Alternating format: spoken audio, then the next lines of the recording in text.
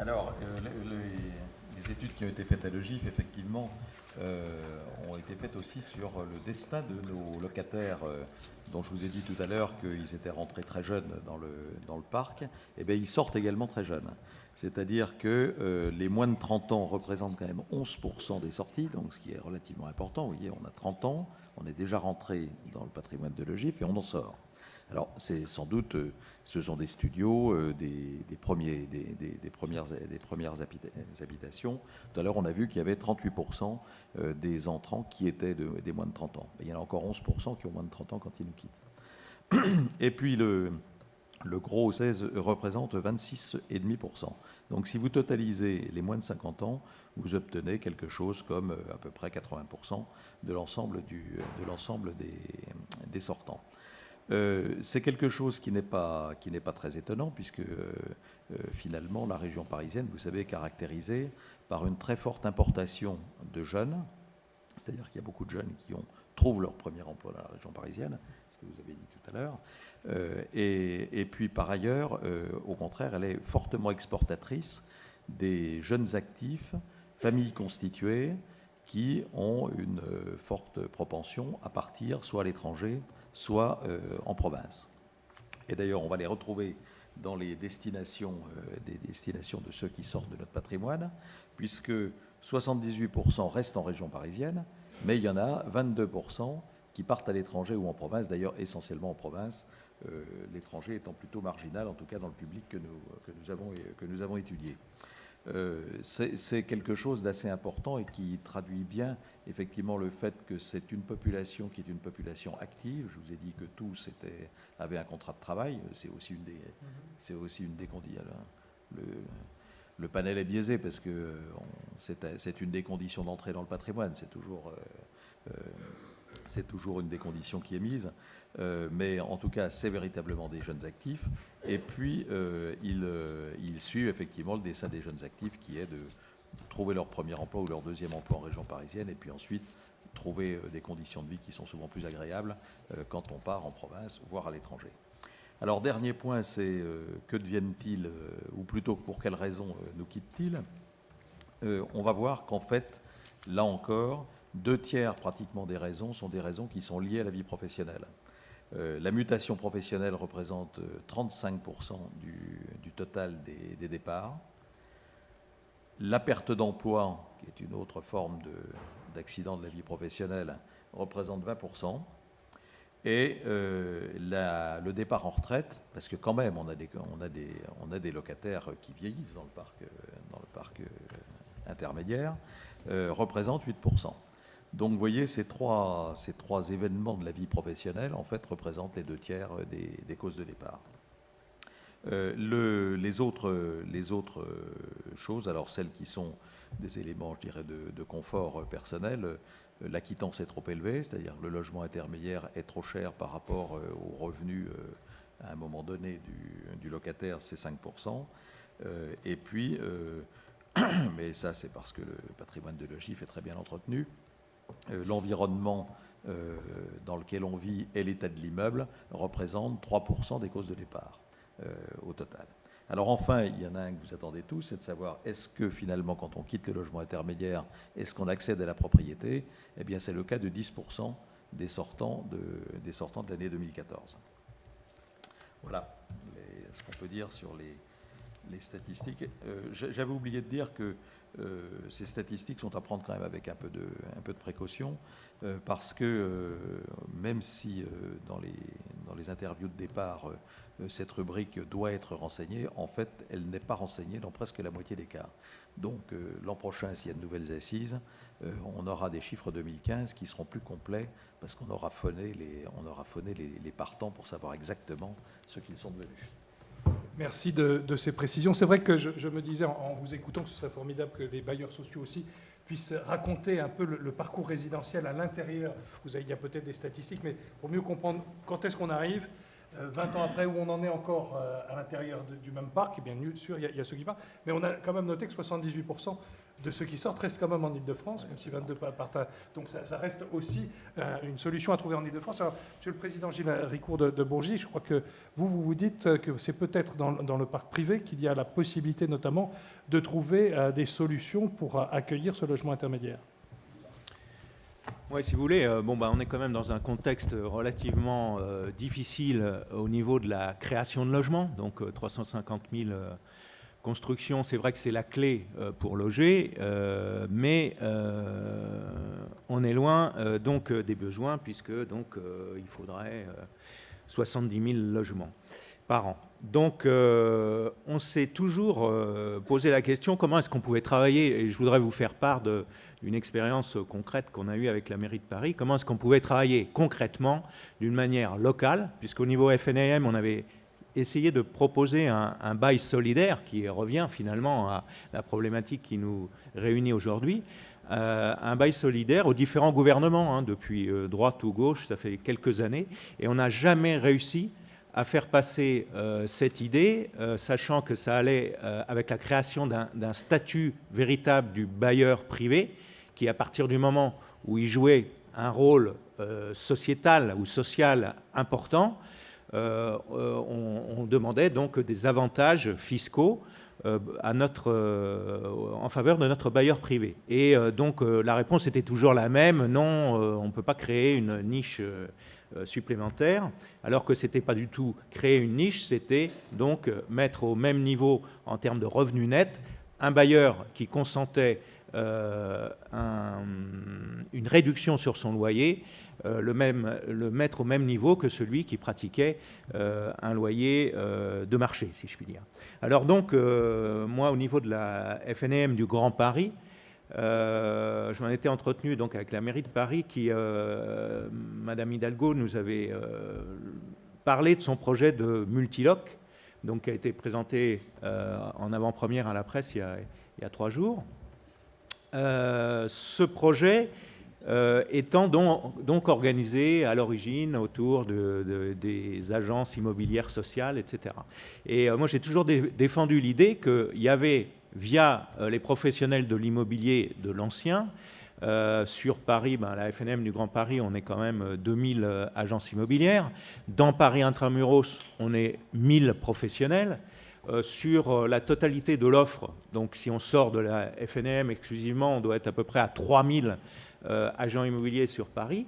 Pourquoi pas faire un partenariat public-privé entre donc la mairie et les professionnels de l'immobilier pour vraiment amener sur le marché une offre nouvelle de location solidaire.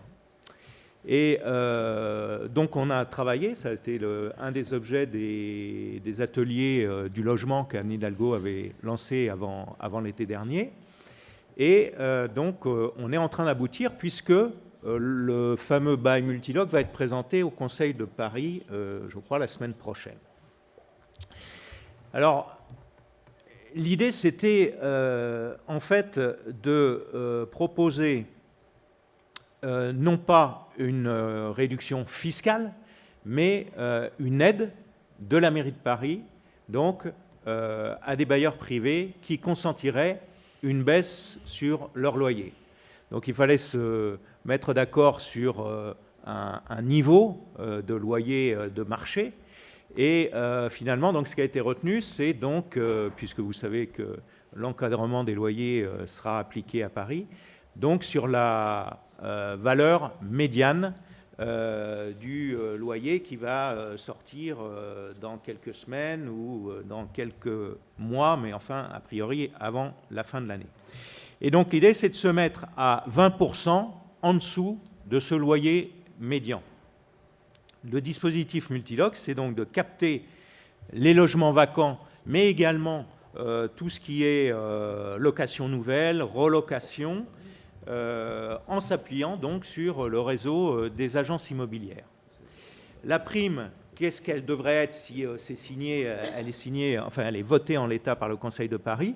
Ce serait une prime d'entrée donnée aux bailleurs de 2 000 €, Une- 1000 euros ou 2000? Non, 2 000 euros, d'abord, c'est la prime de base. Ensuite, une prime correspondant à des travaux qui seraient engendrés par le bailleur avant la mise à disposition du bien.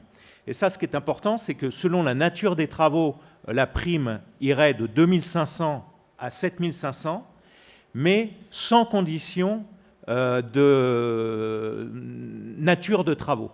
Parce qu'on a beaucoup discuté sur l'éco-conditionnalité, etc. Et ça engendre des coûts qui sont tellement importants qu'on a pensé que c'était rendre donc toute l'opération pas éligible au niveau d'une manière marketing, je dirais, par rapport à la population visée. Donc, selon le montant, le budget de travaux, il y aura une prime qui irait de 2 500 à 7 500. Il y aurait une participation sur les diagnostics de 250 €, une participation sur la garantie des loyers impayés de 350 €, ce qui amène donc à, pour le bailleur, une enveloppe entre 5 000 et 13 000 € en fonction des travaux engagés. Et puis pour mobiliser l'administrateur de biens, parce que l'administrateur de biens, il ne faut pas qu'il perde économiquement à cette opération, sinon on n'arrivera pas à le convaincre d'engager vraiment de la communication dans ses propres portefeuilles. Donc il y aura une prime de 1 000 à 1 200 € s'il sort un logement vacant du parc logement vacant. Et ce qui en fait correspond à la perte de revenus, puisque les loyers baissant, il aura des honoraires qui baisseraient. Donc le package est assez précis et ça permet en fait de ramener donc le loyer, pour un loyer par exemple de 695 €, eh bien, il y aurait une baisse de 139 €. Pour un loyer de 1 805 €, parce qu'en gros, la typologie d'appartement, c'est les studios, les 2 pièces, les 3 pièces, et ça corrobore ce que disait monsieur sur les loyers intermédiaires. C'est une population de jeunes, et donc c'est des petits logements. Donc jusqu'à 1 850 € pour un loyer parisien, ce serait une baisse de loyer mensuelle de 360 € en moyenne. Donc voilà en gros l'idée. Et puis après, il va falloir voir comment est-ce qu'on organise l'accession à l'offre des gens qui pourraient être éligibles, puisque donc il y aura un plafonnement des revenus qui va tourner autour de en moyenne 72 000 € par an pour un ménage avec un enfant. Et donc, il va y avoir une plateforme qui va être créée. Et donc, les propriétaires, bailleurs pourront mettre leurs biens sur cette plateforme. Les administrateurs de biens parisiens, bien évidemment, mettront leurs biens sur cette plateforme. Le contrat sera administré par un professionnel. Donc l'idée, c'est vraiment de mettre dans la boucle les professionnels pour garantir donc bien que l'occupation du bien se passe correctement. Voilà, brièvement résumé, la philosophie du projet. Juste une petite question complémentaire. Aujourd'hui, un logement vacant, c'est considéré comme un logement vacant depuis combien de temps pour dire qu'il est vacant par rapport à ce bonusage? Est-ce que c'est 1 an, c'est 3 ans sans occupant? Comment on le définit? Et par ailleurs, quels sont les objectifs que vous vous donnez avec la ville de Paris en année 2016 de nombre de logements qui pourraient rentrer là-dedans? Est-ce que c'est 10 000, 50 000? J'en ai aucune idée. Non, c'est pas du tout. Qu'est-ce qu'on vise? Je ne sais pas du tout. Non, c'est de l'ordre de 900 à 1 000 logements sur les 3 ans qui viennent. 900. On se donne des objectifs relativement précis, mais modestes. Bon, il faut dire qu'il y a beaucoup de mesures qui ont été jusqu'à maintenant lancées par la mairie de Paris et qui ont atteint des objectifs, je pense à Solibail, etc., des objectifs beaucoup plus restreints que cela. Et puis en fonction du succès, eh bien, il y aura un vote à faire à la mairie de Paris chaque année, sur les 3 années qui viennent, pour grossir l'enveloppe, puisque là on parle pour l'année 2015 de 3 millions d'euros de primes qui seront engagées par la mairie de Paris. Pour ce qui est des logements vacants, un logement vacant, c'est effectivement... Il y a tout ce qu'on veut dans le logement vacant. C'est vraiment extrêmement compliqué de parler du logement vacant parce que vous avez la vacance technique. Donc je vous rappelle quand même qu'à Paris, même si on est en crise du logement, on a quand même en moyenne 7 semaines,8 de non-occupation de son logement pour chaque année pour un bailleur qui remet son logement en location. Donc il y a une vacance technique qui est due aux relocations, aux travaux, etc. Et puis il y a la vacance due aux bailleurs qui ne veulent plus mettre en location, et celle-là est beaucoup plus faible. Donc en fait, à l'origine, la mairie de Paris voulait réserver cette mesure aux logements vacants, et on s'est dit que c'était beaucoup plus intéressant d'ouvrir la mesure à toutes les locations disponibles sur le marché, en fait. Et vous pensez que ça va toucher plutôt des bailleurs institutionnels ou des privés qui veulent rentrer individuels Non, dans cette démarche? L'objectif de la mesure, c'est vraiment, nous, on s'occupe des bailleurs privés. Donc, le problème, c'est les institutionnels à Paris, on le sait, ils sont quasiment inexistants. La mairie de Paris voudrait les faire revenir, mais tant qu'on leur servira des revenus nets autour de 1%, alors qu'il doit servir... en assurance vie entre 2,5 et 3%, bon, ils ne se mettront pas sur le logement. Donc c'est vraiment l'idée, c'est de recourir à l'offre des bailleurs privés qui représentent quand même plus des 2/3 de l'offre de logement à Paris intramuros. Très bien. Est-ce que peut-être François, ou qui veut réagir donc c'est totalement nouveau, c'est voté la semaine prochaine au Conseil de Paris et ça va être présenté la semaine prochaine au Conseil de Paris et je crois qu'il y aura à nouveau un vote au mois d'avril définitif quand la mesure sera complètement cadrée. François, une réaction par rapport à cette initiative de la ville de Paris, à ce partenariat que vous avez défini de public-privé avec vous? Je crois, enfin, vu l'ampleur des besoins, tout ce qui va contribuer à essayer de décoincer un peu la situation, à essayer de commencer à résoudre ce déséquilibre dont je vous parlais entre l'offre et la demande, va dans le bon sens. 1000 logements, c'est une goutte d'eau dans la problématique de l'Île-de-France, mais voilà, il faut commencer par ça, et ça résout un problème très parisien. Il ne faut jamais oublier qu'en France, on a une vraie difficulté technique, c'est que notre capitale est ce qu'on appelle une ville-monde. Alors, on me l'a expliqué il n'y a pas très longtemps, donc j'ai essayé de le retenir. Une ville-monde, c'est une ville qui concentre le pouvoir économique, le pouvoir politique, l'attractivité culturelle et l'attractivité touristique. Et en fait, il n'y a que 5 ou 6 villes dans le monde qui ont ces caractéristiques. C'est New York, Londres, Paris, Shanghai, Tokyo, pour citer les 5 que j'ai bien en tête.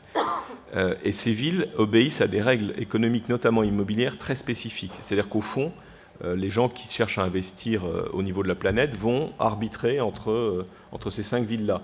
Il semblerait que Paris soit en 5e position maintenant. Je ne suis pas un spécialiste de ces questions.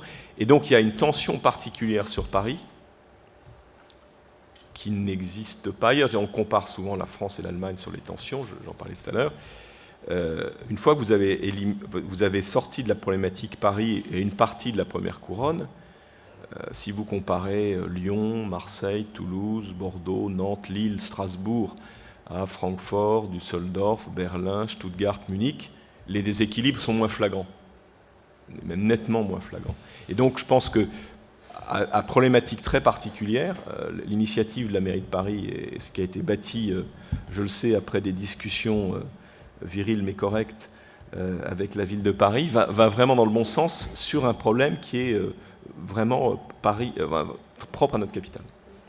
Ça sera à regarder de près, bien évidemment. D'abord, si ça marche, les mairies de première couronne pourraient éventuellement s'en inspirer, voir l'État lui-même, puisqu'il y a beaucoup d'expérimentations qui ont besoin d'être faites dans ce pays pour se dire si on peut les généraliser. Monsieur Knappig, vous souhaitiez réagir? Oui, peut-être un petit mot, effectivement, parce que je crois que ce logement intermédiaire qui doit trouver son attractivité et sa place dans le décor du logement nécessite justement qu'on soit aussi dans l'innovation, la création, de trouver de nouveaux outils.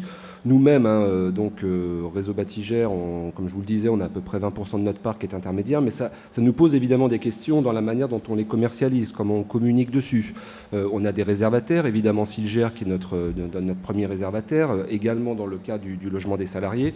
Là également, comment on va réussir à faire valoir ce logement intermédiaire auprès des salariés d'entreprise pour qu'ils viennent voir les bailleurs sociaux aussi, parce qu'ils sont à pouvoir proposer cette offre logement. Donc voilà, nous on travaille dessus, la communication également pour faire valoir aussi ce produit immobilier et puis de l'inscrire dans ce parcours résidentiel. Je reviens sur Paris parce que effectivement, bon, c'est une niche, mais par contre c'est une vitrine. Donc c'est vrai que, comme vous le disiez très justement, ce qu'on peut tester à Paris après peut facilement se répandre ailleurs. Bon, le logement intermédiaire, quand même, l'Île-de-France, il faut quand même raisonner, à mon avis, sur un territoire quand même assez centré sur Paris, parce que le logement intermédiaire n'a pas sa place sur toute l'Île-de-France, il ne faut pas se leurrer, on ne va pas faire du logement intermédiaire au fin fond de la Seine-et-Marne, au fin fond de l'Essonne, on n'aura pas de clientèle, le marché privé, lui, suffira à répondre aux besoins, donc on est quand même bien sur une niche plutôt Paris et communes limitrophes de Paris. Paris, dans le cadre de son PLH et de son PLU, travaille sur aussi des nouveaux dispositifs, des nouvelles règles d'urbanisme. Alors, elles peuvent être critiquées, mais elles montrent aussi l'intérêt de pouvoir positionner sur telle ou telle parcelle un quota de logements intermédiaires à produire. Je pense que toutes les bonnes idées sont là, il faut les mettre en avant pour essayer de produire davantage de cette offre intermédiaire qui permet de répondre à l'éventail et au parcours dont on parle ce matin. Merci Claude Knapik. Michel Clerc, vous souhaitiez réagir aussi, puis après on va passer aux questions à la salle pour tenir le timing. Et madame, bien évidemment. Juste une réaction sur ce nouveau produit parisien. On est dans l'ordre du bricolage. C'est-à-dire qu'on a un sujet qui est bien plus vaste que ça. Il a été abordé, c'est-à-dire une insuffisance structurelle de logements sur la région parisienne. On doit tous, en fait, ne travailler qu'à une seule chose, c'est à rendre parfaitement inutile le segment du logement intermédiaire. Il faudrait qu'à terme, il n'y ait plus de besoin de logement intermédiaire. C'est-à-dire qu'il y ait un continuum parfait entre le logement social ou très social et puis le logement libre, avec toutes les nuances du logement libre, parce qu'il peut y avoir différents niveaux, il y a d'ailleurs différents niveaux de loyer. D'ailleurs, plus on s'éloigne du centre de Paris, plus les loyers effectivement diminuent, le niveau des loyers diminue, et on pourrait trouver un continuum. Le grand problème de la région parisienne et de quelques rares niches écologiques en France, c'est essentiellement ce gap béant qui se trouve entre le logement aidé social et puis le marché libre d'une manière générale. Si on arrivait à le combler, et ça le combler, on sait comment il faut faire, il faut densifier et faire 400 000 logements de plus que ce dont on a besoin tous les ans. C'est-à-dire que c'est rien à faire, hein, on le sait depuis longtemps, c'est 70-75 000 logements tous les ans pour la région parisienne, au lieu d'en faire 40 000. Et puis avec ça, normalement, en une vingtaine d'années, on aurait rattrapé le retard, on aurait un marché qui serait équilibré, et à ce moment-là, il n'y aurait plus de logement intermédiaire. Mais comme on sait bien que c'est même pas un rêve, c'est une billevésée, c'est une toxigrue, donc le logement intermédiaire, ou le besoin de logement intermédiaire, en tout cas, a des journées extraordinaires devant lui, des années et des années, des décennies devant lui. Merci Claire. Julia, vous souhaitiez intervenir aussi. Oui, 2 points. Donc, le premier, effectivement, j'ai souligné en introduction le fait que l'enjeu la nécessité de s'attaquer à l'enjeu de mobilité résidentielle à l'échelle francilienne renvoyait finalement à un enjeu national, tel que vient de le rappeler M. Payel. L'enjeu, il est aussi d'ordre international, puisqu'il s'agit de maintenir Paris à son niveau de compétitivité, d'attractivité, notamment des investisseurs. Il me semble que le projet d'infrastructure de transport du Grand Paris a vocation à accompagner Paris et sa région dans cet effort à consentir immense pour garder cette place privilégiée aujourd'hui, mais dans un environnement qui est de plus en plus compétitif et concurrentiel. Autre point, Monsieur Clerc évoque cette idée du continuum. Moi, j'aimerais bien, je serais tentée, je vous soumets cette idée, de penser aussi en termes géographiques. Donc le logement intermédiaire comme moyen de réinstaurer un continuum géographique dans le contexte de la région francilienne notamment, étant donné que aujourd'hui, la logique de peuplement de la région suit une tendance d'exacerbation en fait des contrastes sociaux, des contrastes territoriaux, des logiques de polarisation sociale, des logiques de ségrégation sociale. Et il me semble que à ne finalement pas trop cibler les territoires à privilégier pour y développer de l'offre intermédiaire, on pourrait faire le pari de réinstaurer, en tout cas d'accompagner certains efforts qui sont consentis aujourd'hui, alors par exemple à l'échelle effectivement de Paris intramuros, pour réinstaurer ce continuum géographique, ou en tout cas essayer d'atténuer cette géographie des contrastes qui n'en finit plus de s'accroître, de s'exacerber, ce qui est en termes de cohésion sociale assez dommageable évidemment.